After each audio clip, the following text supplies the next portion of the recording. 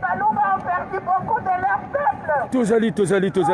Tozali biso tozalaka batribaliste te tokendeka makambo nyonso tozali awa na place Schumann.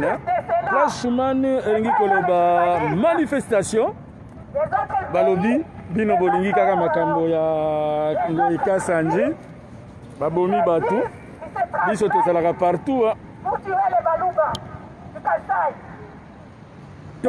Tozali kaka les amis de Weti International mosala na biso ezali ya révolution tozalaka place nyonso oyo révolution ebengi biso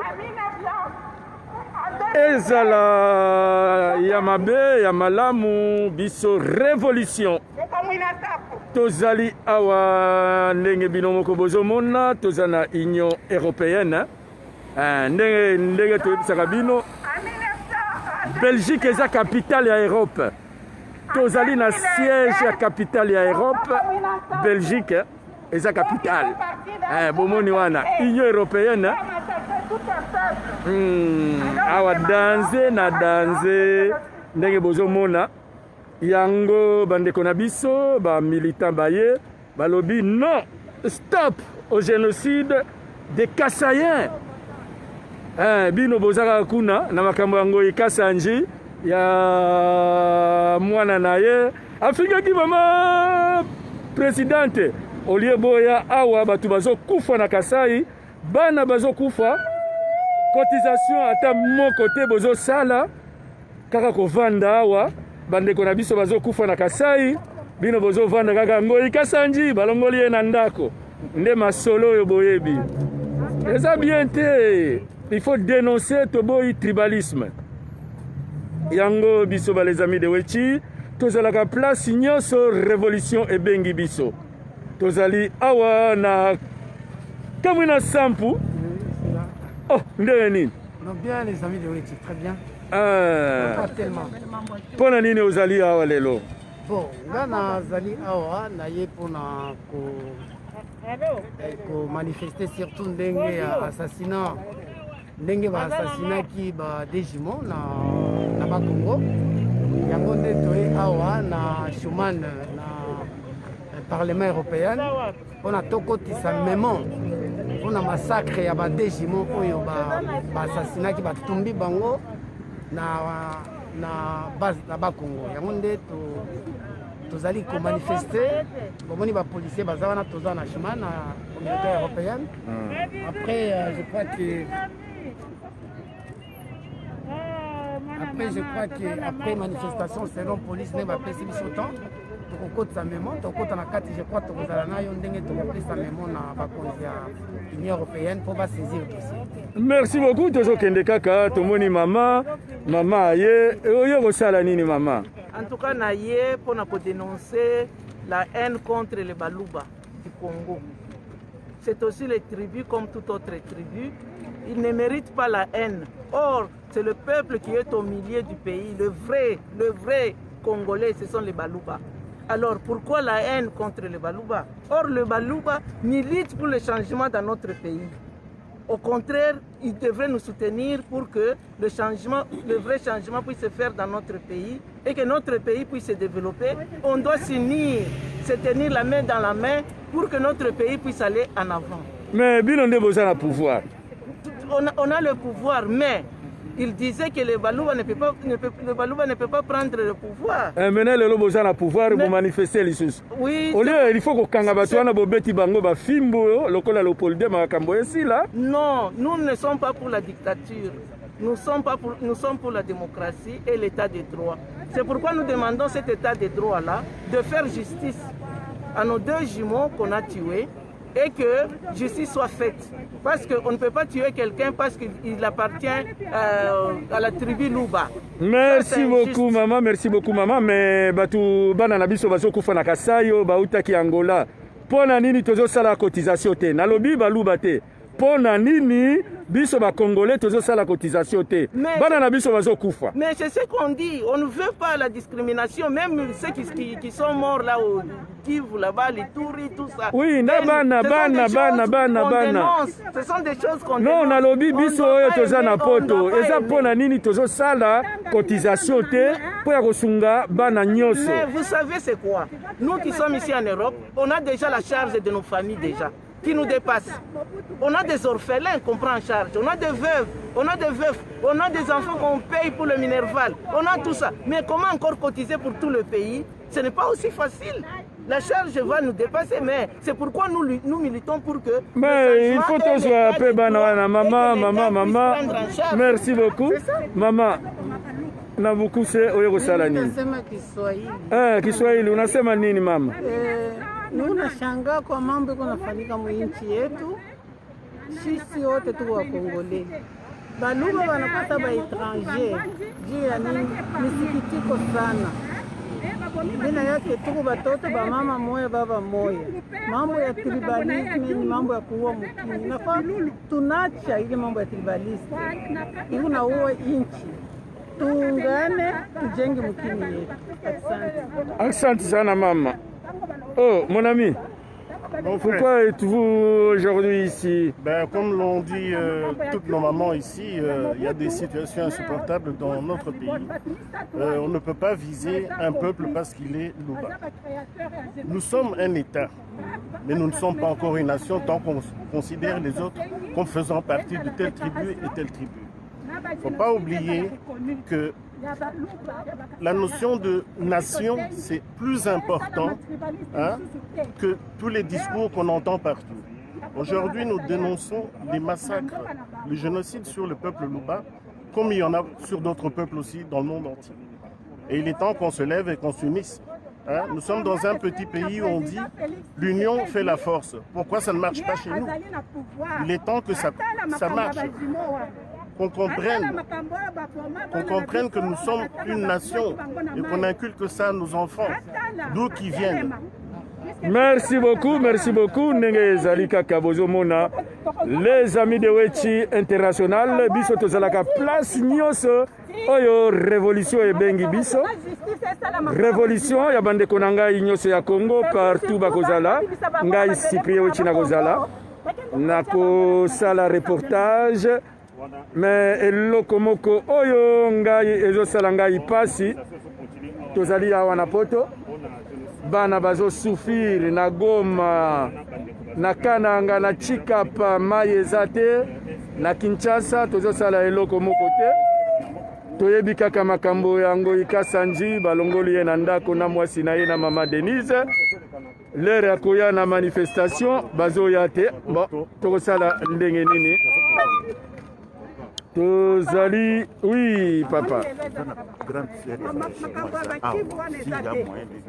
Nani wana?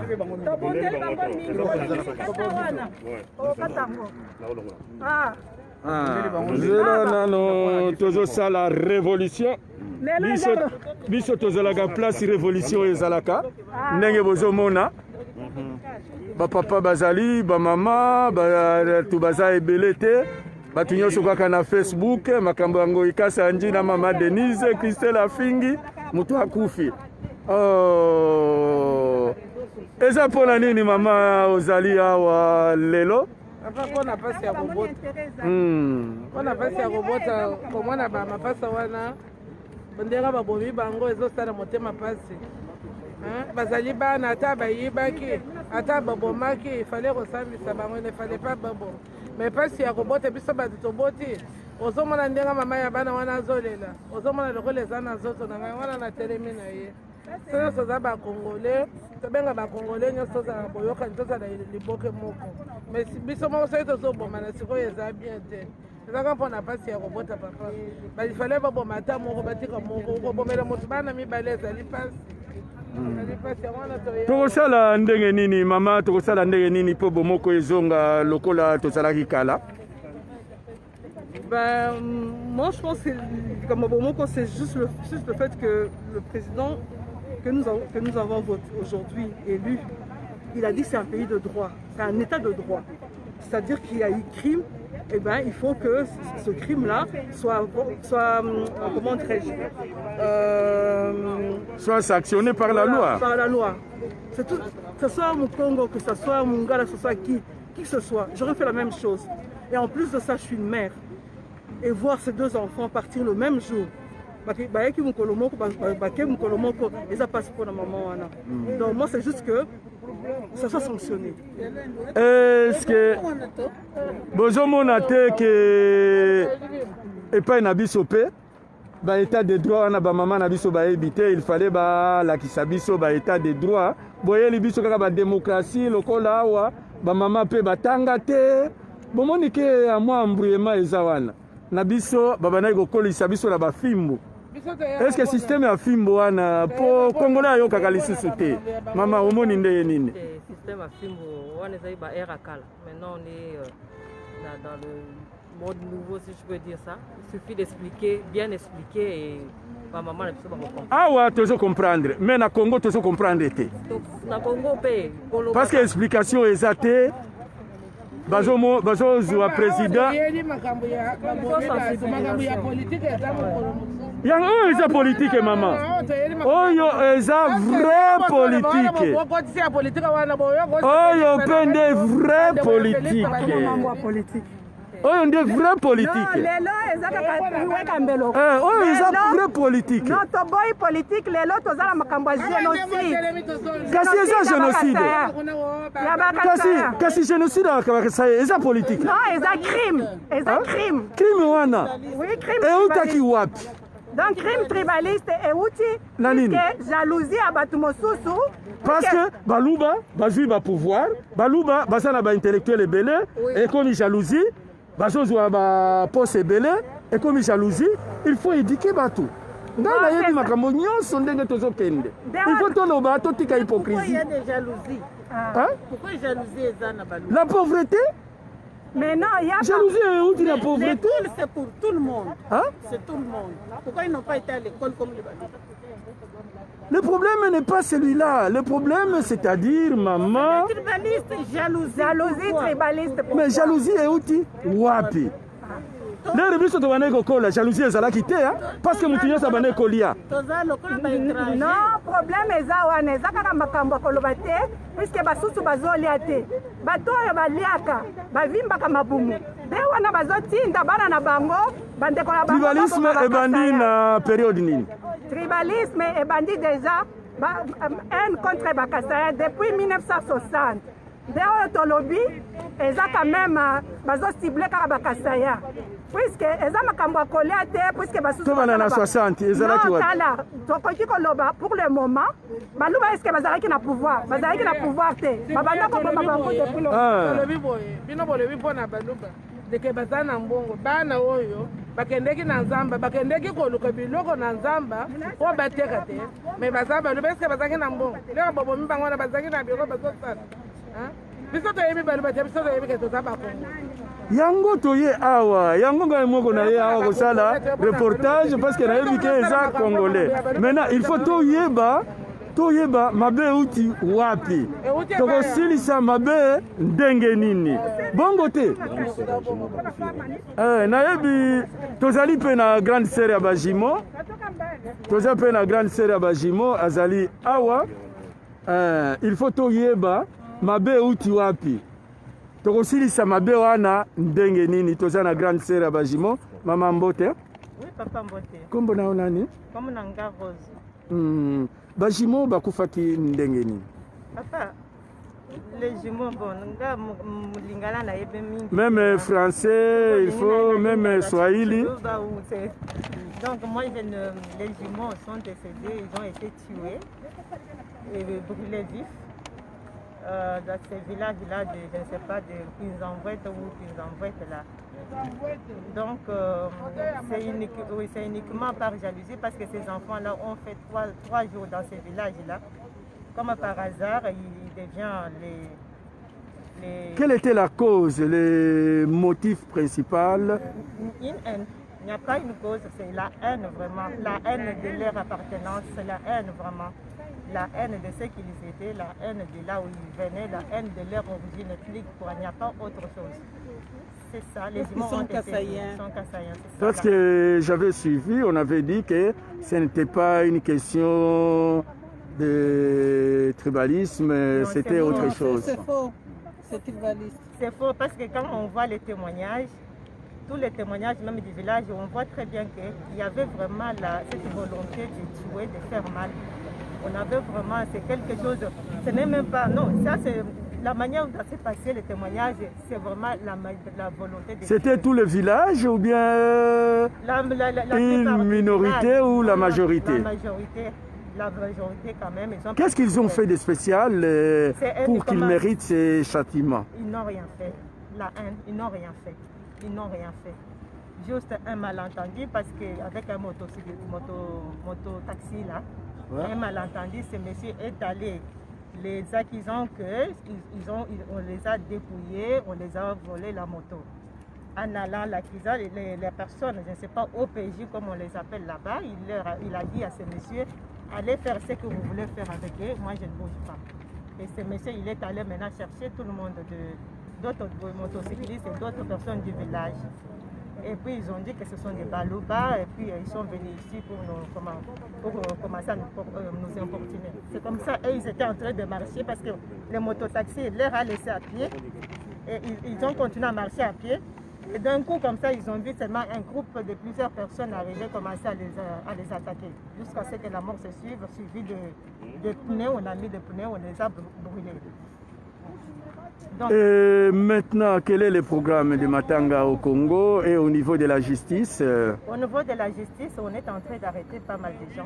À l'heure actuelle, avec les informations que j'ai, ils ont déjà arrêté plus ou moins 22 personnes, si je ne me trompe pas, je ne suis pas sur place. Donc on continue encore à arrêter des personnes, et puis à Matadi toujours. Et puis on a quand même un programme, parce que notre souhait est que les humains soient enterrés dignement à Kinshasa, là où il y a la plupart de la famille et aussi mes parents sont là-bas. Et donc c'est ça d'abord parce qu'ils ont été tués, enterrés comme des animaux. On les a mis dans les sacs, même pas avec un drap. Ils ont creusé un trou là et puis on les a jetés comme des animaux. Je pense que même les animaux, il y a encore du respect, quoi. Mais ici, il n'y avait rien.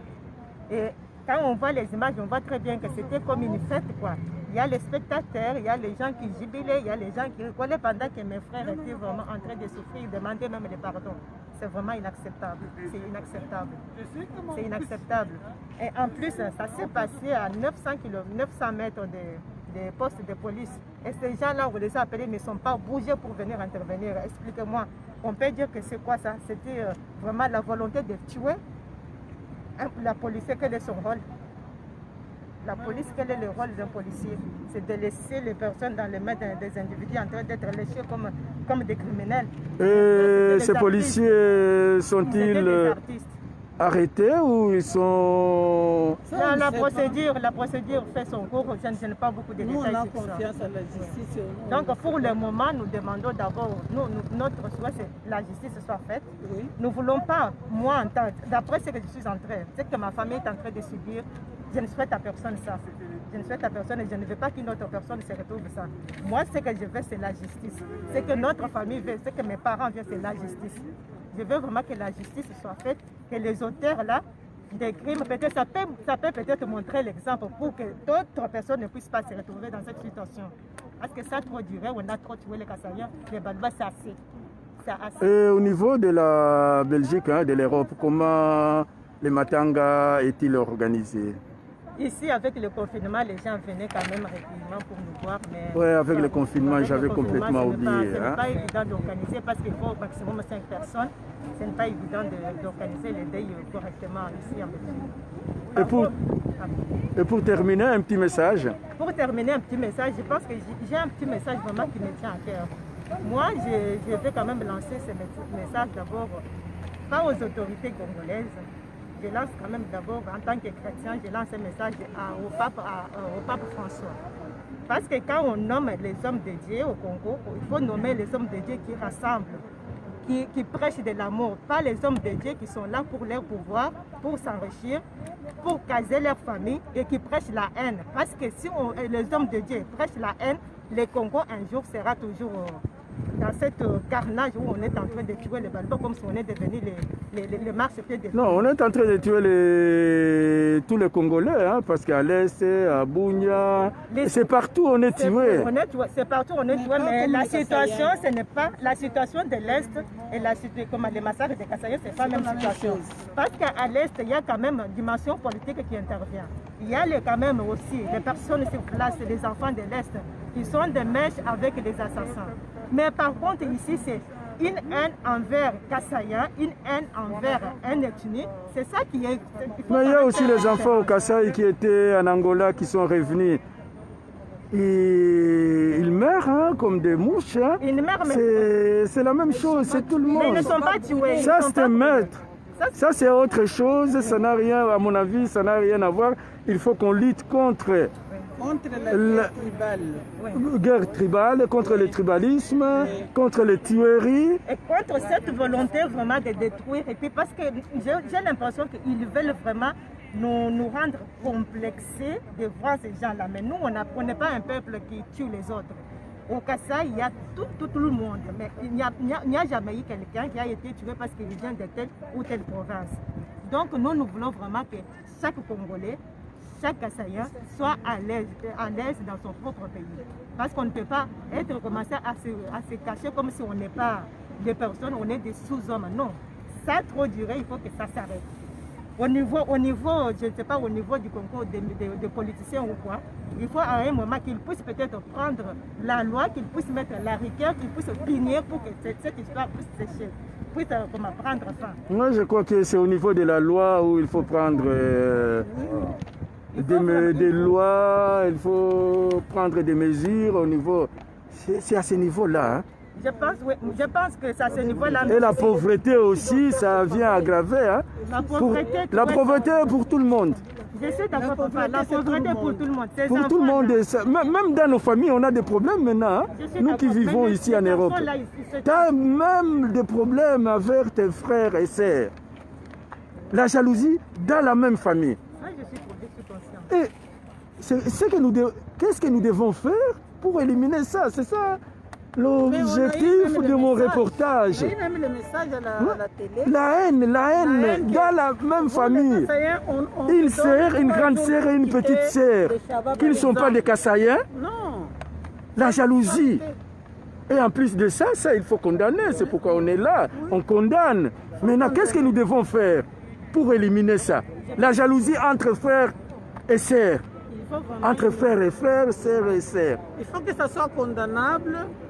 Comment est-ce qu'on peut condamner, par exemple, nous qui sommes ici, je ne dis pas la majorité, hein, certaines personnes qui sont ici, ce sont tes frères qui te combattent. Comment est-ce qu'on peut expliquer ça?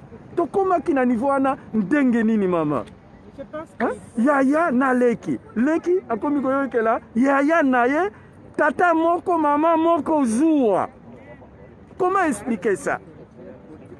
C'est pourquoi nous devons lutter pour le changement de mentalité. Hein. Parce que la mentalité des Congolais, c'est déjà vraiment par terre. Il faut quand même qu'on puisse vraiment rééduquer le peuple. Il faut qu'il y ait des émissions qui unissent les gens pour l'amour du prochain. La famille n'a pas besoin de canapé. Ce qui beaucoup de bajimo boye, beaucoup ça bangoni. C'est ça. Je sais, c'est vraiment un fléau, mais d'où vient ce truc? Ça vient. Où est-ce qu'on est arrivé là? Comment? Yango, il faut maintenant tout la vérité. Hein? Hypocrisie. Comment on est arrivé là? Tobandaki malembe, et comme kaka tribalisme. Même chez le voisin, maintenant on ne mange plus. On ne mange plus. Il y a maintenant des poisons, il y a tout. Non, ceux qui, moi na voisin, aya kolia epai na yo, azongi, alobi libumu, baye ko senga yo mbongo. Baye ko senga yo mbongo ke opesa ki e poison. Tome maye na hôpital. On est arrivé là comment? Je pense qu'il faut c'est quand les même... étrangers qui nous ont amené ça, hein, ces mentalités-là.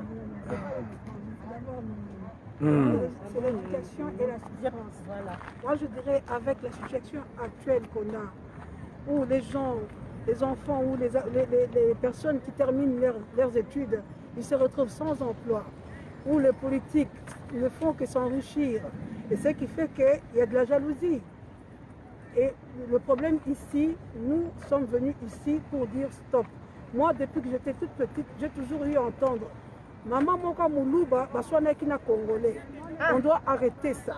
On va dire un groupe de Balouba, Baswana Kina Congolais. Nous, les Balouba, on tenait des Congolais. Donc on doit arrêter. Moi, ma peur à moi, c'est qu'aujourd'hui, je suis maman. Que mes enfants se retrouvent un jour au Congo, qu'on puisse les tuer parce que ce sont des Balouba. On doit mettre stop à ça. Merci beaucoup maman. Merci, tozo continuer kaka. Il faut te raisonner. Tokoma kina niveau ana ndenge nini. Parce que leur biso tobana kokola ezalaki boyete. Okolia wana oyeboye babeti yo fimbo. Congolais azoyo kalisusu te. Mangana ba droit de l'homme na bino ngana na zate. Il faut que sokisa makambo ya fimbo. Ndenge tobana kokola. Au moment où il y a un leader politique qui prône aussi, qui laisse les gens, ses adeptes, prôner la haine publiquement, et ce leader-là ne fait rien, il faut commencer par ce leader-là, parce que c'est le moteur. C'est là où il faut commencer, parce qu'il faut commencer à tous les niveaux, pas seulement il faut frapper partout, toutes les personnes qui prêchent la haine, il faut commencer par toutes les personnes là.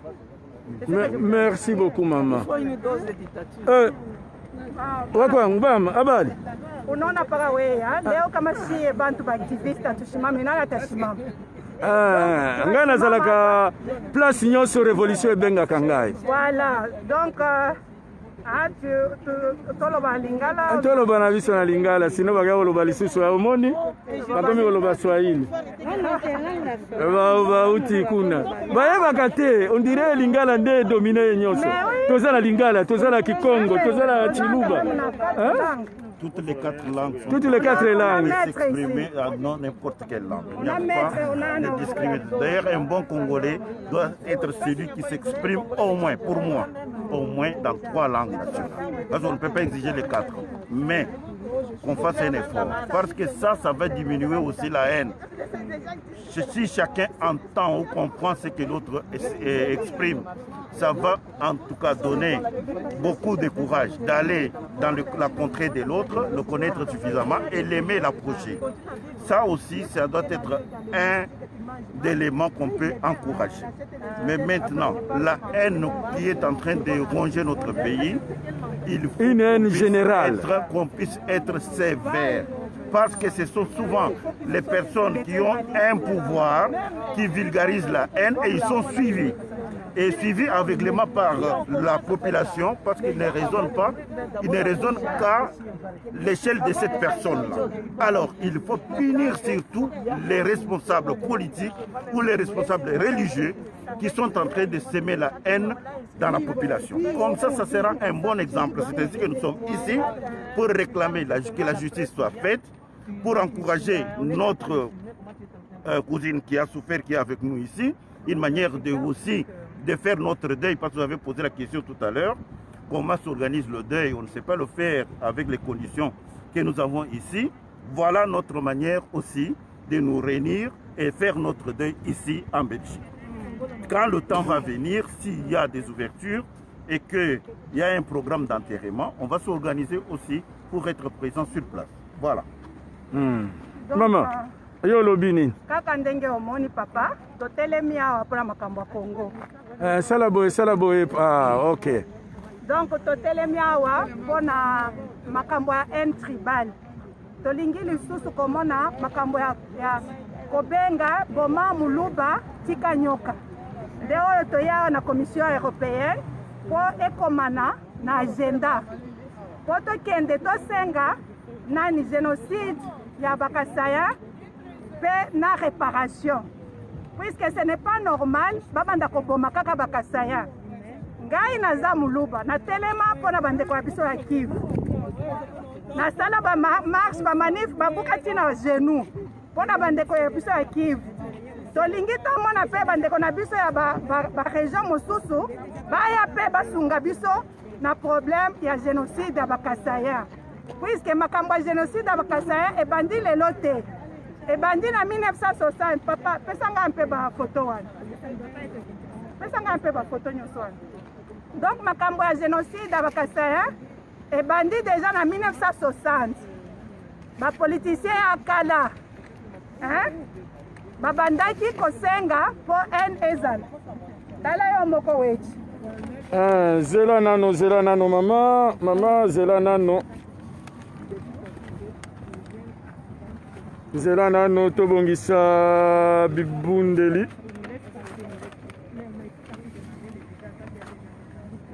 Ouais, je suis là.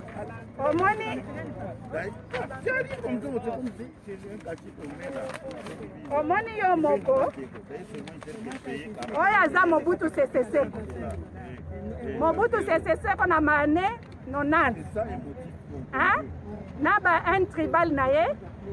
Atinda batu bakie kuna bakie koboma na université ya Lubumbashi kuna na Katanga. Me baboma ba étudiant ebele me batu ya ngwanzi te. Bazalaki na ba mot de passe na bango po baboma bango te. Tosilisi oyo tokomi na Kyungu wa Kumwanza. Kyungu wa Kumwanza aza muluba pe. Biso baluba ya Kasai touta pe na Katanga. Kote ya Kabongo wana. Donc toza bandeko. Donc Katanga wana eza ya baluba pe. Bakatange pe bakoki koya na Kasai. Puisque toza bandeko na bango toza kuna na Kasai. Pona nini kobomana? Kyungu oyo abandaki koloba baluba bazali baluba bazali banani. Loba kaka loba ezo sala ambiance. Koloba baluba bazali babilulu. Babilulu, donc il faut que si les sabango, kotia bango na batra, batu bakufa plus de 100 000. Ozo mona papa. Ye oyo, Guz Kalibon, aussi politicien mosusu. Dango yena Kyungu ya banda koloba, leo njo leo, lelo nde lelo. Comme ça baboma bakasaya baluba. Donc tokufi ebele. Le wana tozosenga justice esalama. Comme ça surtout au génocide à Baluba eyebana na ba réparation surtout. Toboyi makambo ya koloba koboma bakasaya. Maintenant lelo boye na Union européenne osala nini? Non, oyebi yo moko wechi. Est-ce que c'est la première fois biso ba Congolais to na Union européenne? Puisque les place oyo ba institution ezwaka ba décision. Yana ngai tokota na kati. Donc on a eza place oyo ba mindele nyonso ba politicien nyonso ya ba Europe ba yaka. Te wana toye po memo ekota. Tokotisi memo, tokotisa memo tout à l'heure. Comme ça, makambo ekomana. Pour justice esalama.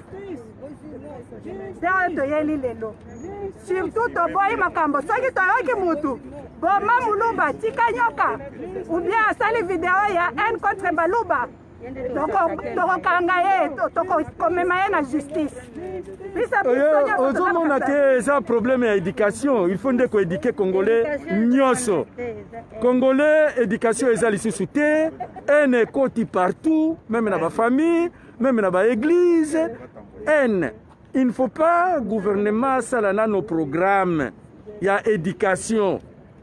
Oyo Mobutu abomaki yango à partir ya makambo oyo ya Kyungu wa Kumwanza na Nguza Karlibon. Oui, on a lobby à solo. Il faut vraiment gouvernement na Congo ba politicien base à la conscience. Voilà, donc biso lelo toye surtout wana makambo ya koloba baye ba génocide ya bakasaya nani et puis wana nani. Donc quelque part c'est vrai, il faut éducation, il faut qu'on rééduque les Congolais baye bake koboma bakasaya baza bandeko na bango eza mabe. Puisque bakasaya bazwaka te micro balobi kendo oboma na bakongo kendo oboma banani bangala kendo oboma bakatange pona nini bango il faut kaka bayebisa basusu bakende baboma biso totelema pona bango toza biso nyonso bakongolais. Il faut makambo ya tribalisme esila puisque bato oyo bazoloba baza na base ya tribalisme balingi guerre civile nde oyo tolobi toboyi makambo wana et surtout tolingi lisusu te toyoka moto aloba boma baluba tika nyoka ou bien abimake bino baluba direct tokomema ye na justice. À part ça, bana na biso bazokufa na Kasai oyo bautaki Angola aide moko eza te.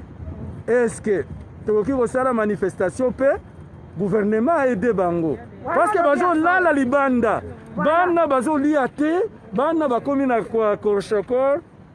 Comment expliquer ça? Est-ce qu'il n'y a pas moyen ya kosala aussi manifestation po basunga bana wana? Olobi ya solo omoni bazalaki na Angola mpona nini? Bazalaki na Angola kaka na makambo ya tribalisme, bakoteli bango babomi bango bakimi bakomi baexile. Sikoyo bazongi kaka ndenge olobi bazolia te famille ekoti. Esengeli gouvernement amona makambo wana. Tozomona eloko te na Kasai. Bato bazokufa na nzala. Exilé oyo bazonga na Kasai bazokufa bana mike. Tomone eloko te. Tolingi tomona eloko. Surtout na Miba parce que Miba soki ba réhabiliter Miba batu nyonso basalaka batribu nyonso basalaka na Miba mpona nini baotika Miba il faut to bana kosala babiloko ya bien ekoma ba commerce parallèle. Donc biloko nyonso wana il faut ba rétablir nango.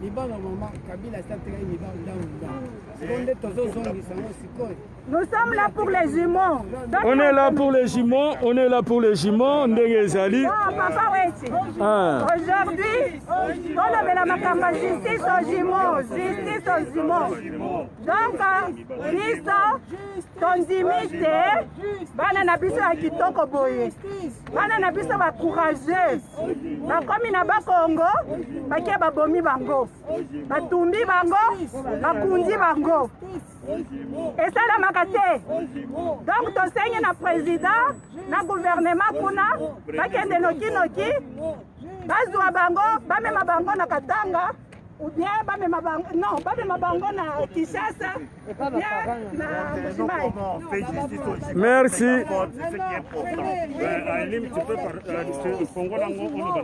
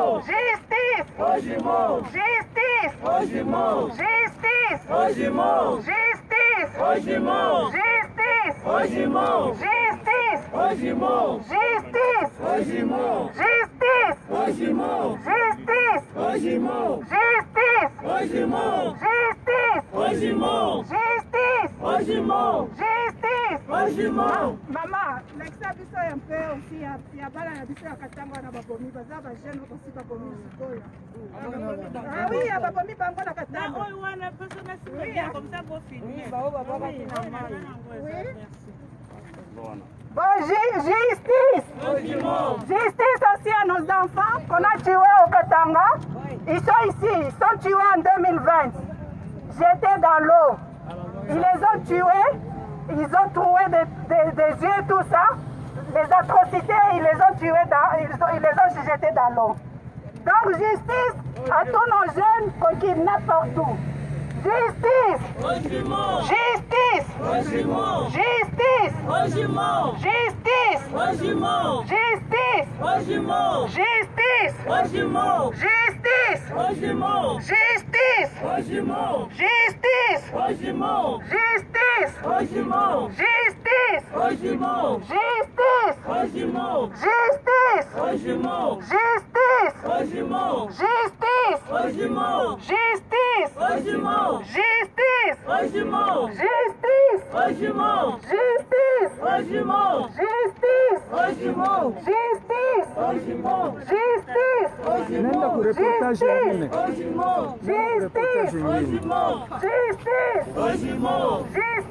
Ah, nazokende na reportage mosusu.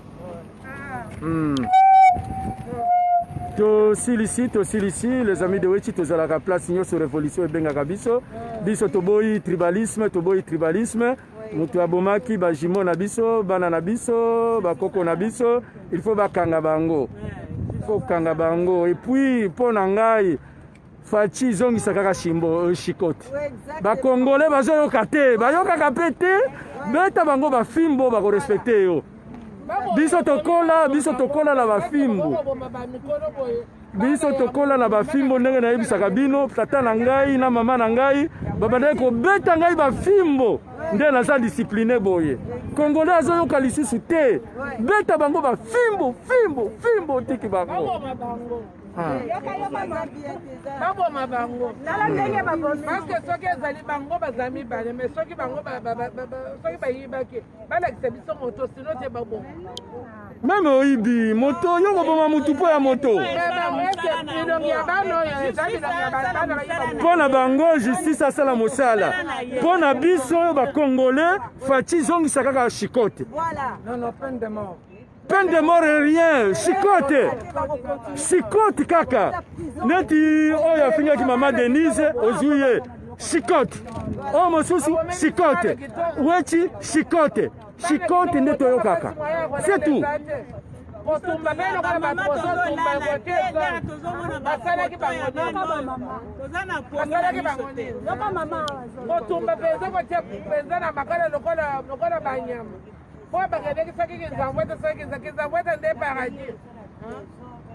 likambo ya kotumba bato ekomi meme na Kinshasa soki bazwi yo batumbi yo bazwi yo baza bamusicien bakendeki mpo bakende miziki na bango basi basali soki mikolo moni kuna balobi basombaka biloko na bango basala batrafike na bango moke me babomeli bango nini bakangi bango na eloko nini ezosala motema mpasi mwayepe tolanda makambo yango eza te makambo ya baluba eza te eza kaka babomi batu babomi bakongole il faut baarrete bango bakanga bango makambo ya baluba awa eza te bazoboma kaka baluba babomaka bikolo mosusu te da il faut kongole andima ngo soki kongole azondima ngo te alingi kaka koboma muluba ye muluba azoboma ye te ekokontinue. C'est pour cela que les Congolais font andimake abomaka muluba. Parce que muluba voilà, muluba pe aza Congolais. Ndenge nini ye ya tribu mosusu ozo uta place na yo ozo ya kobomaka ka baluba. Baluba babomaka ba tribu mosusu te. Donc makambo wana il faut ici là. Toza ba Congolais, oui, mais chacun a sa tribu. L'autre tribu n'a pas le droit de venir tuer les gens de l'autre tribu. C'est ça que nous condamnons aujourd'hui. Mais il faut enquête et ça là-bas. Parce que biso ba Congolais, tout le monde a matongé, tous ensemble, tous en espère au Bomate. Il faut enquêter ça là-bas. Parce que vraiment nani à Salina. Parce que moi je ne suis pas d'accord avec ça. Je pense que biso tous un esprit à Bomate, Kotumba tous un esprit wanate. Il faut enquête et ça là. Profonde et tout yeba nani à Salini. Et c'est important parce que ceux qui sont venus là-bas, ils connaissent les hommes. Donc, il y a un biso congolais, surtout biso quinois, quinois, c'est un esprit wanate. Autrement, on a matongé, ensemble. Alors, pour tout ce il faut enquête et c'est la monnaie. Félix Azamou a photo, à Yebindeni Makamwele Kaka, Awa, et au ça la peut-être 3 ans, 4 ans. Mais il faut y avoir Nanya Salini. Parce que ça va payer belé. baza autour na biso baza kosepela likambo tozwi président aza démocrate baosepela nango te ozoba alors du coup oyo bazoboma baluba oyo mais moi pour moi il faut tosala enquête parce qu'il n'a est-ce que oui maman aujourd'hui c'est la marche ezali marche contre batribu mosusu ezoboma bacongolais na Congo eza marche ya hypocrisie te ozomona ntango baboma baluba na Katanga tozalaki baluba bakasaya ntango bazoboma baluba mosusu parceke baza baluba congolais ifo andima ke azalaka na esprit ya koboma baluba ifo batika eza makambo ya maseki te tokufi ebele est-ce que ezalaki balider nde bamanipule peuple bake koboma parce que ndenge il faut tosala nuance non omonia weti yoka Mobutu nde amanipulaki Mobutu nde amanipulaki Kyungu amanipule population ebome est-ce que il ne faut pas kokanga batu oyo baza komanipuler tout ça c'est bon tout ça vous dites ce sont des répercussions mais il y a l'histoire moi je suis Moulouba toi tu es politicien Moulouba oyebisanga kaka kende oboma bato ya bakongo na bandundu nalamukana kende koboma puisque na kati na ngai mabe ezali pe oza comprendre il faut pas hypocrisie non eza politique tokokota eza politique te peut-être bamosusu bakomi koya mpo badivise biso bacongolais babomi baluba balobi tribu mosusu mais bato ya diaspora mosusu bazolamukana ki tribalisme tokoki koloba peke eza kaka c'est vrai tokoki bapoliticien bazali mais mingi eza puisque bazotransmettre haine wana il faut pas kosakana na makambo wana haine wana ezokende transmettre bazobomela biso bajeune donc bajeune na biso bakolamuka mpe bakobanda koboma nini ezoleka na Amérique puisque bambila babomaka bajeune omoni makambo ya George Floyd lelo elamusi bato nyonso na Congo wana soki bikolo mosusu ezotika te koboma bakasaya ekokoma guerre civile c'est pas makambo ya est-ce que objectif ya bato wana bazomema biso na guerre civile bien sûr mais maintenant il faut biso mpe non c'est-à-dire eza neti mwasi na mobali baza bien mama moko azoya kotia songisongi mpo libala ekufa na kosenga na baluba nyonso baluba mpe batelema babomisi mpe tro tofandi mpe tro kobeta biso kotoza toloba kosasali mabe mingi maintenant les baluba aussi doivent servir parce qu'on est des Congolais on a aussi droit à cette terre si on vient de là alors on doit se battre alors on se demande à tous les Kassaya et de se battre là où ils sont partout là où ils sont de se défendre leur tribu leur nation les sangs de leurs ancêtres. Et pour les Congos, c'est pour le bien de tous les Congolais. Mais na minute oyo, bino baluba boza un avantage. Parce que boza na droit. Parce que chef azakuna yende kotia mibeko. Chef azakuna président. Chef nde azakuna kotia mibeko. Oui, yende président na kotia mibeko okanga batu nyonso wana. Aza chef wa Congolais nyonso. Il faut tosenga chef wa Congolais nyonso soki Congolais abomi Congolais mosusu akanga ye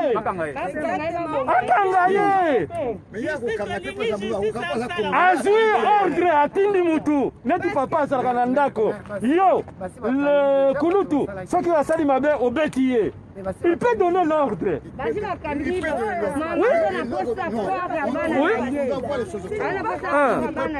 Lui-même, juge, président, procureur en même temps. Non, parce que non, alobi na juge. Nalingi rapport ya bashimo oyo. Non, napesi bino, il a le pouvoir. Pardon. Il a un mot à dire. Non. Il a un mot à dire. Il doit voir le dossier des jumeaux. Et c'est fini. Non, la justice, oui.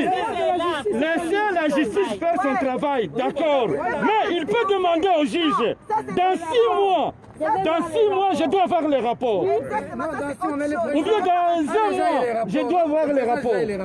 Oui? Mais on continue toujours. Non.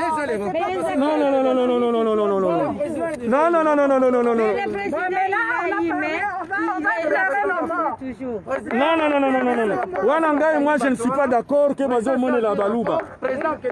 Président va congolais Nyonso. Il faut président va congolais Nyonso Azoua Libeko. Donc il y a Azouité, donc il est prêt à sa complice. A donné ordre. Non, a donné ordre. Non, il faut a donner ordre.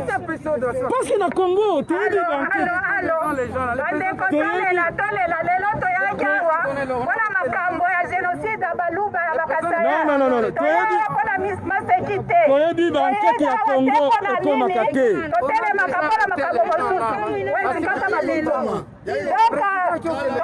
tolela bientôt tozosilisa manif tolela bakasaya makila ekwe ebele plus de 100 000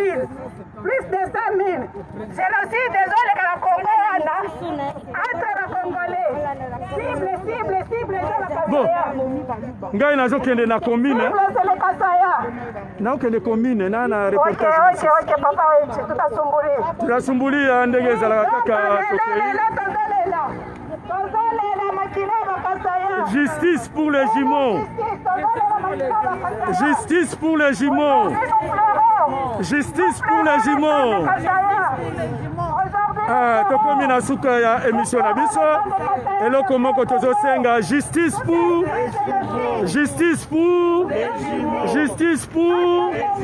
tokomi na suka ya émission justice pour peuple congolais. Oui. Parce que moi je suis pas Kassaya. Oui. Je suis congolaise. Justice pour Kassaya, on est unis, c'est un peuple uni, que ce soit Kassayan ou pas, mais c'est le Congo. Alors c'est un peuple où on tue les Kassayens, on est tous les Congolais. Si on a c'est pas normal que les autres Congolais tuent les Kassayens. On est touchés tous. Levez-vous. On ne veut plus de ce massacre qui se passe. Donc nous disons non. Justice pour le peuple congolais. Ok. Justice pour le peuple congolais, pour les jumeaux. Justice pour les jumeaux. Tokomi na suka émission na biso. Justice pour tout le monde. Merci beaucoup. Tokomi na suka émission na biso. Ndenge ezalaka kaka tokei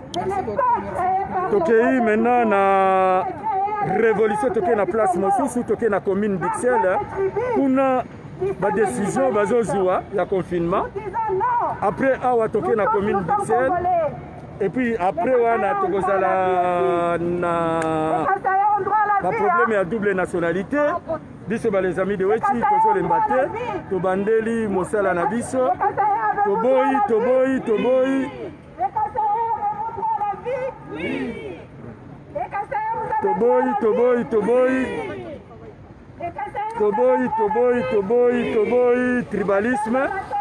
toboyi tribalisme toza tata bo moko mama bo moko ekolo bo moko ba ennemi ya République démocratique du Congo bazoya batizizani po biso toswana ekosimba te kutu tribalisme esimbaka na yango pe te esimbaka na yango te moto akoya na tribalisme après tozalaka kaka ekosimba pe te soki oyeka na tribalisme ekosimba te kamwina sampu mbongo nazofuna nazoporte plainte oyebi yango tokomi na